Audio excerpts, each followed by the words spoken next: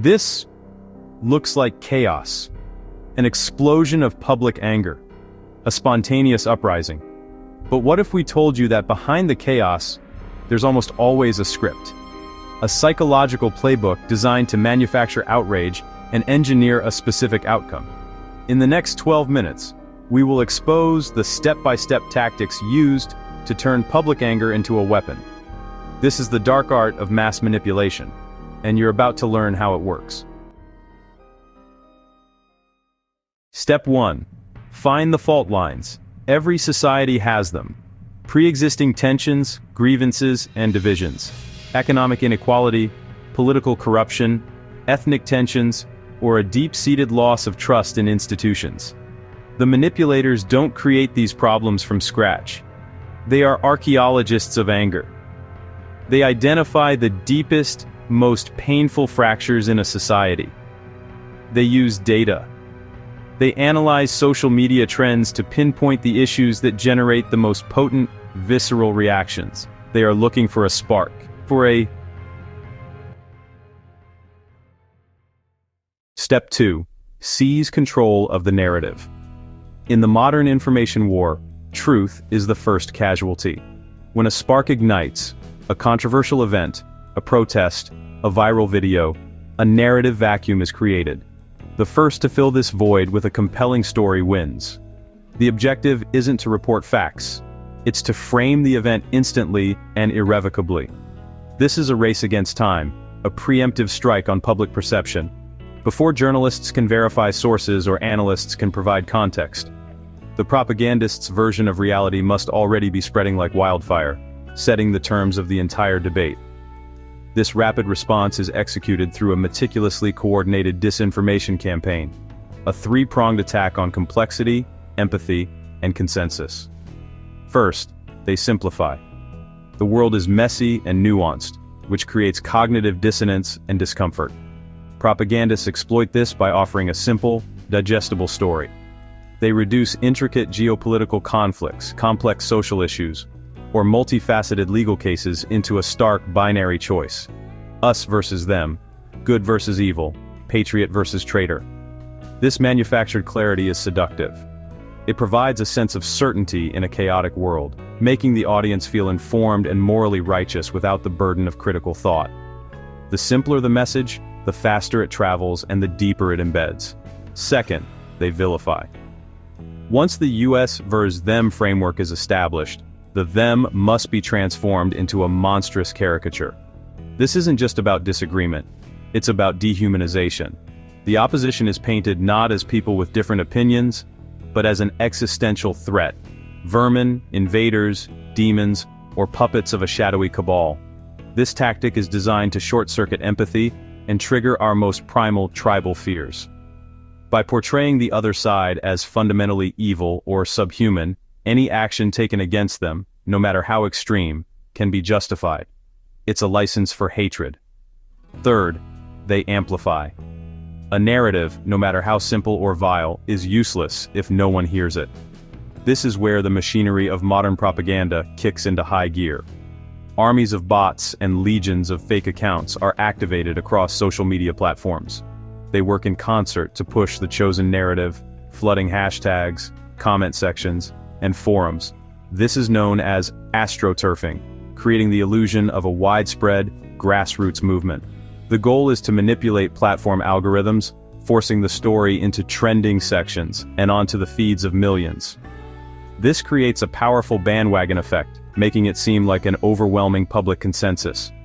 The cumulative effect of this strategy is the creation of the illusion of truth. Psychologists have long known that repetition is a powerful tool of persuasion. When you encounter the same story, the same talking points, from what appear to be thousands of different sources, your brain begins to mistake familiarity for accuracy. The constant exposure bypasses your critical thinking faculties. It's a cognitive shortcut. The narrative feels true simply because you've heard it so many times. This manufactured reality becomes deeply entrenched, making it incredibly difficult for actual facts or contrary evidence to penetrate. The lie, repeated 1,000 times, has become your truth. Step 3. Weaponize emotion. Logic is the enemy of manipulation. The playbook relies entirely on high arousal emotions, outrage, fear, and hatred. Calm, rational debate doesn't drive people into the streets, but visceral rage does. Manipulative content is designed to make you feel, not think. It hijacks your amygdala, the fear center of your brain. The final part of this step is to escalate. Peaceful protests are useless to these manipulators. They need chaos. This is often done by inserting agents provocateurs or by directing online rage towards specific volatile targets. Step 4. Pull the trigger.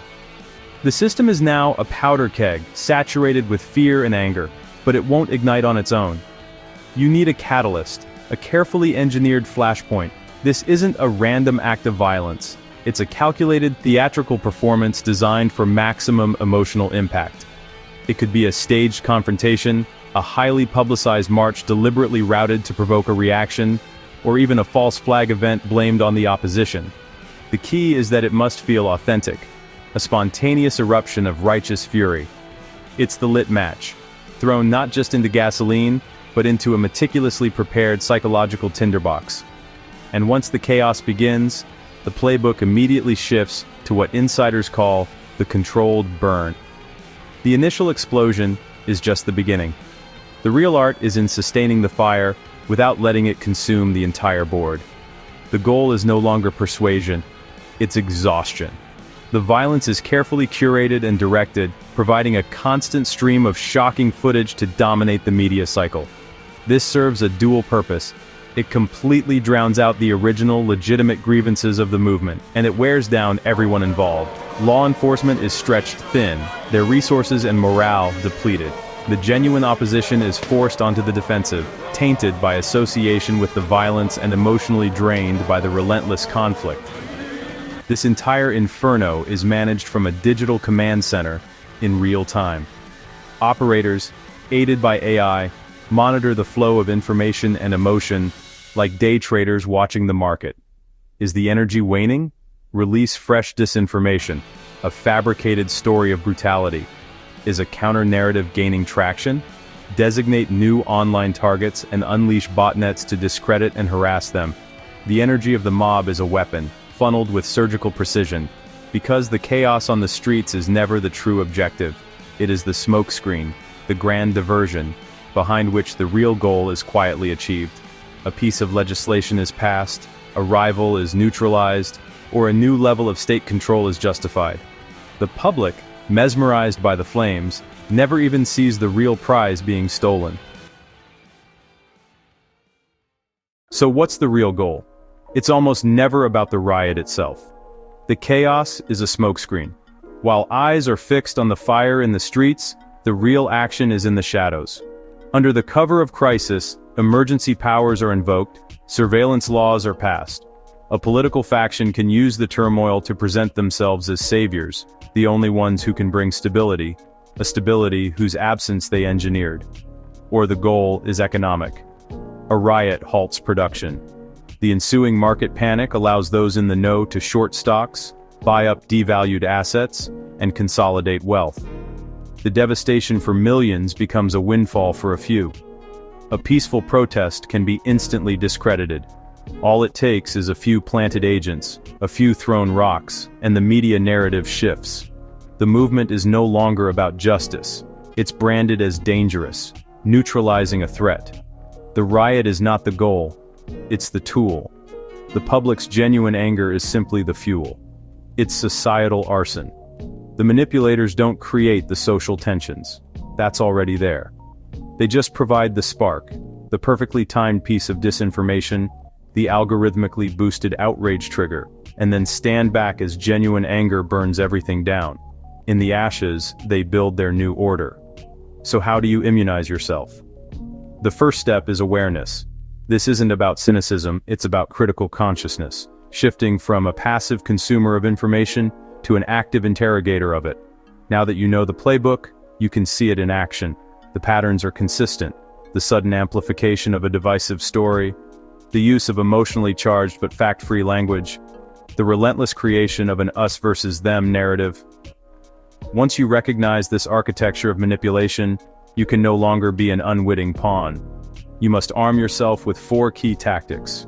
First, audit your anger. Anger bypasses rational thought, and algorithms exploit this. When you feel that immediate surge of outrage from a headline, stop. That feeling is a signal. You're being targeted. Ask the hard questions. Why am I seeing this now? Who profits from this division? Your anger has become a commodity. By auditing it, you reclaim your emotional sovereignty. Second, seek primary sources. Every news report is an interpretation. They frame the narrative for you. Seeking the primary source is peeling back those layers. Don't just read the article about a new bill, find the bill itself and read the text. Don't just watch the edited news clip, find the full, unedited video. It requires effort, but it's the difference between being told what to think and learning how to think. Third, break the echo chamber. An echo chamber is a comfortable prison that confirms your biases and makes the other side seem monstrous. This is where manipulation thrives. To break out, actively seek the most intelligent voices you disagree with. Not the trolls, but the thoughtful critics. The goal isn't to change your mind, but to understand theirs. This act of intellectual empathy is a powerful shield against propaganda. And finally, number 4, slow down. The digital world is built for speed. The manipulator's greatest ally is your knee-jerk reaction. The most powerful act of resistance is to pause. Before you hit share, take a breath. Open a new tab. Verify. This simple act is a firewall. It separates raw reaction from considered response. It's the moment you take back control. In an age of manufactured immediacy, slowness is a superpower. The greatest defense against mass manipulation is a population that can't be easily manipulated. It's critical thinking. Don't be a pawn on someone else's chessboard. If this opened your eyes, share this video. The best way to dismantle a secret playbook is to make sure everyone has a copy. Thanks for watching.